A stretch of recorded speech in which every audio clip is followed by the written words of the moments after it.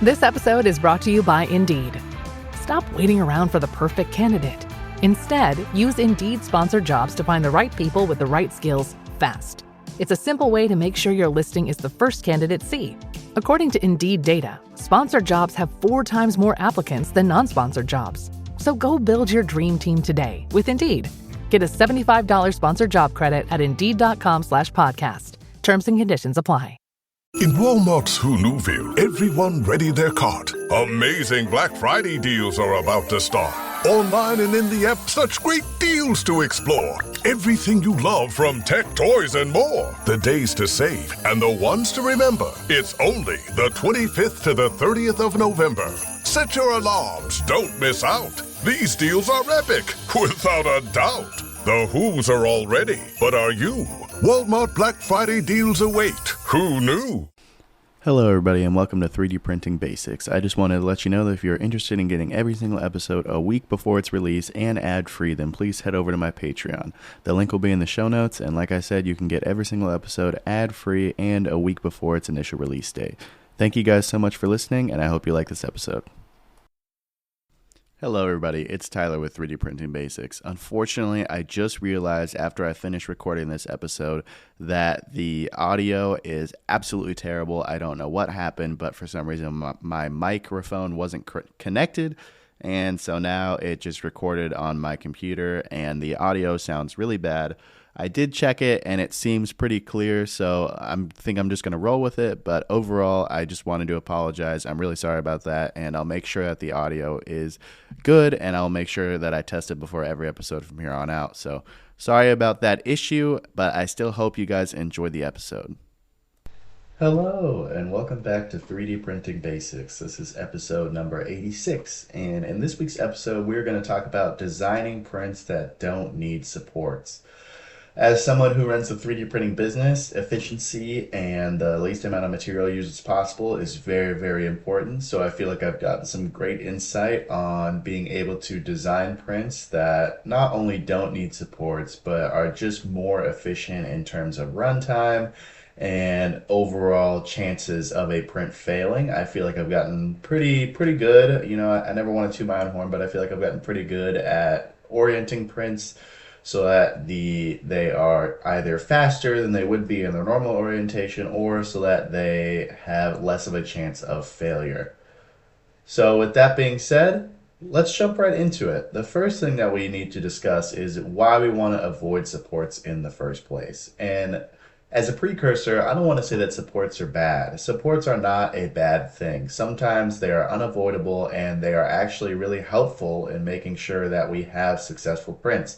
Because not every print that we ever make is going to be able to not use supports. There are going to be prints that we make that are just going to have to use supports. That being said, avoiding them, you can save time, you can save material, you can avoid potential quality issues with where the supports sort of meet the part itself. There can be some issues there. You can save time on post-processing. You don't need to be, if you don't have supports, you don't need to spend time removing them. And overall reliability, you can definitely help with supports. I have had some prints fail because the supports failed and not the part itself, so that is definitely a frustrating thing to experience. So overall, those 5 things are going to be kind of the reason why we want to avoid supports if we can. Again, I just want to say, we shouldn't be going out of our way and bending over backwards to avoid supports because they aren't a terrible thing. They are just something that if we can avoid them in an efficient and well-designed way, then we should, because if we can avoid supports, why would we not? You know, that's just kind of my overall mentality. So in order to understand avoiding supports, or in order to understand how to do it, how to make it efficient, and how to make it reliable, we need to understand overhangs and bridges. So overhangs are parts of the print that extend outward from the model and rely on previous layers for support. So these things are going to be printing at least 50% over open air is kind of how I like to describe it. So this is normally where supports would come in when you have overhangs that are printing more than 50% over open air and less than 50% on top of the previous layer. So those are overhangs, and bridges are spans that go directly across gaps between 2 points. So that's printing, essentially it's printing over 100% open air. But the reason that this is possible is because the span is short enough and the cooling is good enough that you can actually span that gap without any kind of drooping or any kind of issues. So bridges are going to be really helpful if you understand bridges, and you are going to be able to definitely save some time on not having supports where most 3D printers might suggest that there is support. So if you understand bridges and you understand overhangs, and you already have a good idea of when you have to use supports and when you can get away with not using supports. And so the general rule of thumb is that most printers can handle up to 45-degree overhangs reliably, and that's talking about a 45-degree angle going up. If you have the flat print bed, if that is 0 degrees, then you can usually go up to 45 degrees without the need of supports. And most slicers and slicer settings that you use will account for this. They won't add supports in over where you have less than a 45-degree overhang. You can certainly change that setting if you need to, but overall most slicers will already account for that. As well as another thing they will account for is bridges under 10 to 15 millimeters. They can often print fine, especially if you're printing with PLA, which is the most common material. PLA has really good cooling abilities. It cools really, really fast, so you can print bridges that are decently long and not have to worry about sagging or anything drooping because the cooling of PLA is really, really good. All right, now that we understand overhangs and bridges, it's time to move on to the orientation, which is going to be just as important as understanding overhangs and bridges. If you understand the orientation tricks that you need to learn in order to be able to optimize parts and be able to print without supports, it's going to be really, really helpful for you in the long run. And so one of the most important tricks is you're going to want to lay the model flat or on a flat surface as much as possible. The biggest problem that I have in 3D printing is when I have completely organic models, organic shaped models, where there isn't really a flat spot or a flat area to put on the print bed or for the first layer. And it has to generate really, really small supports. I'm talking like less than a millimeter thick supports. For some reason, those ones are always the hardest to take off for me.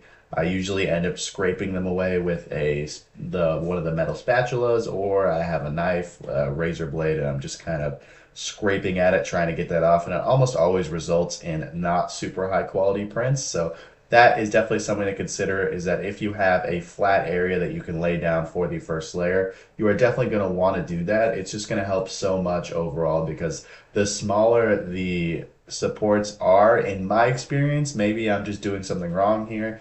In my opinion, the smaller that the supports are, the harder they are to remove cleanly, especially if you're using tree supports, and especially if they are under a few millimeters tall. That is definitely going to be the biggest problem area for me personally. For you, it might be different, but that is just my experience, and that's the only experience I know. So if you guys have some different opinions, or if you have some comments that you would like to make about your experience with really small supports, feel free to drop a comment. I definitely read all the comments that I get, and I would be happy to look at yours, and who knows, maybe I'll even respond. Another important trick when it comes to orientation is that if you have these large sort of shapes that are sticking out from the side of the print, so for the example we're going to use, say you're printing a mini person and the arm sticks out from the side, maybe they're waving or something else. If you can orient that flat so that this person is laying flat on their back and then the outstretched arm is pointing straight up rather than outwards, that is going to save you from having to use supports, because it doesn't need supports when it's printing straight up versus when it's printing straight out. It has no choice but to use supports there, because when you have an arm stretched straight out, you are essentially bridging into nothing, because it has to print over 100% open air, but there's no endpoint for it to get to. And that is always going to fail every single time, because the filament has nothing to attach itself to, and so it's just going to fall off in open air. And so that is definitely something to consider. If you have any kind of part where there's overhangs that are sticking straight out and they're essentially bridging into nothing, if you can ever orient it so that the parts that are sticking straight out are sticking straight up. That will save you a ton of not only print time, but also supports as well. And something that I definitely want to mention is that just because you can do that, while it will save you supports, you also need to think about the orientation and the way that the layers are being built together. Especially for somebody who runs a 3D printing business like me, and more often than not, the parts need to be stable and they are going to be put under some heavy usage, whether it be weight, whether it be stress, whether it be wear or anything. For the example that I just listed, that arm is going to be significantly weaker if it's printing straight up because of the way the layers work. You're building it up, up, up. So it's one layer on top of another on top of another. So now if you're building that arm straight up and down, that has a lot of shear points where the layers meet. And if you're printing it straight out, then the layers, the way they're oriented, if you put stress on that arm, it's not going to snap off. But if you print it straight up and down, then the risk of that arm snapping off is definitely greater because of the way that the print is oriented. So that is also something to think about, just because, and it kind of goes in with the first sort of talking point, and that just because you can do it doesn't mean you should do it. So take everything into account when you're orienting your 3D print. Make sure you're taking in the print orientation and where the stresses and the possible failure points can happen. And also take into account the supports, whether you can go without them, whether you need them.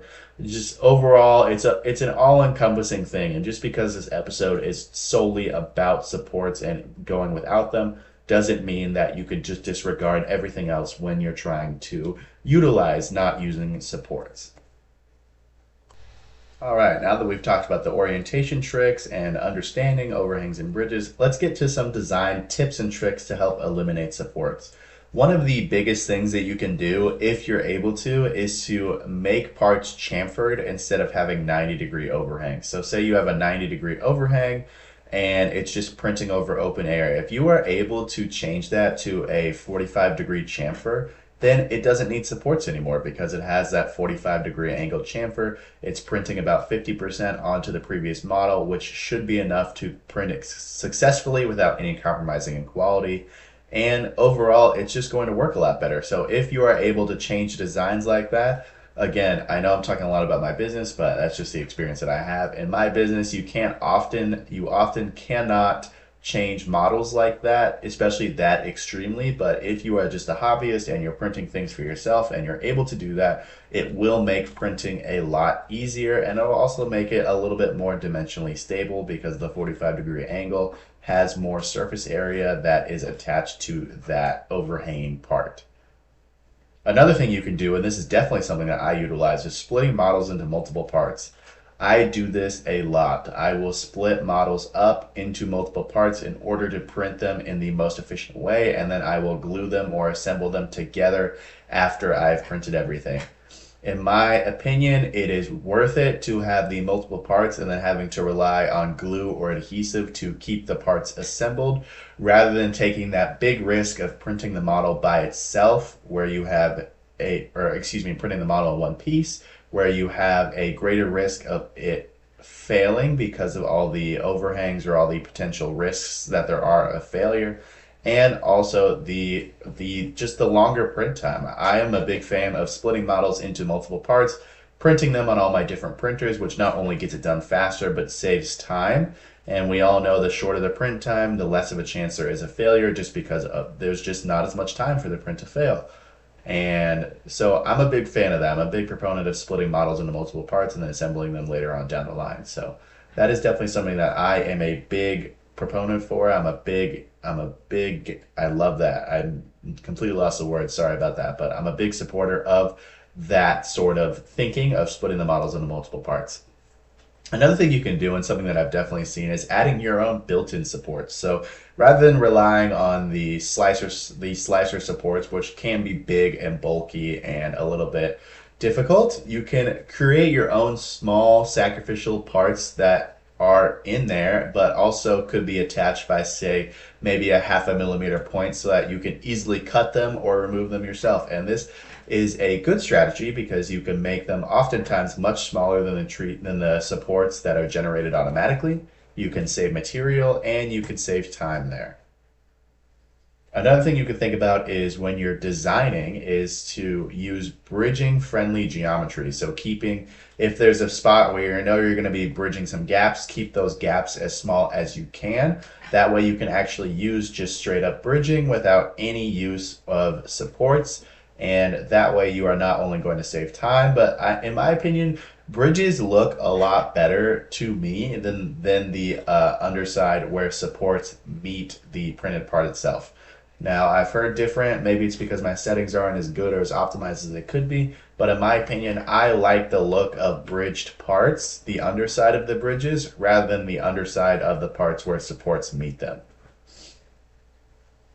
Another thing you can look at doing is hollowing out curved undersides so that you can prevent sagging by adding a bowl shape, and you can also reduce fine details on bottom surfaces. So like I said, if you are able to kind of get rid of the fine details on the bottom surfaces, then that will get rid of the need for the really small, less than millimeter tall supports, which like I said, are really hard to get off in my experience, and oftentimes leave really poor quality surfaces.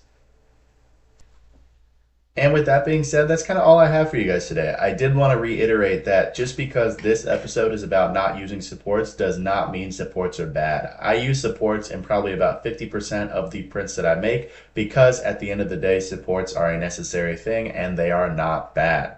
The point of this episode is to get you thinking about whether or not you really need to use supports and you need to spend that extra time and spend that extra material to make a support when you don't actually need it. If you could utilize some of the tips and tricks that I gave you and orient the part or design the part a little bit better so that you can save that time and money. So with that being said, thank you guys so much for listening. I hope you learned a little bit about how to utilize your 3D models so that you maybe don't need supports as much as you think you do. Thank you guys so much for listening. I really, really appreciate it, and I'll talk. Hey, Ryan Reynolds here. Wishing you a very happy half-off holiday because right now Mint Mobile is offering you the gift of 50% off unlimited. To be clear, that's half price, not half the service. And Mint is still premium unlimited wireless for a great price. So that means a half day. Yeah. Give it a try at mintmobile.com/switch. Upfront payment of $45 for 3-month plan equivalent to $15 per month required. New customer offer for first 3 months only. Speed slow after 35 gigabytes if network's busy. Taxes and fees extra. See mintmobile.com. See you next time.